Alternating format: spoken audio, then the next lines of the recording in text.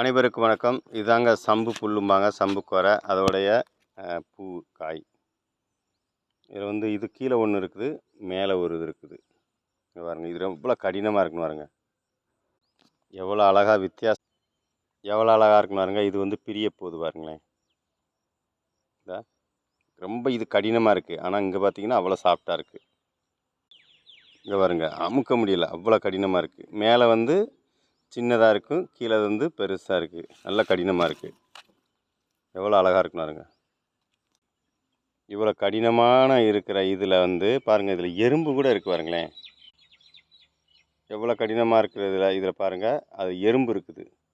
அதுபோல் அது பஞ்சு அவ்வளோ சாஃப்டாக மெல்லுசாக இருக்குது. இங்கே பாருங்கள்,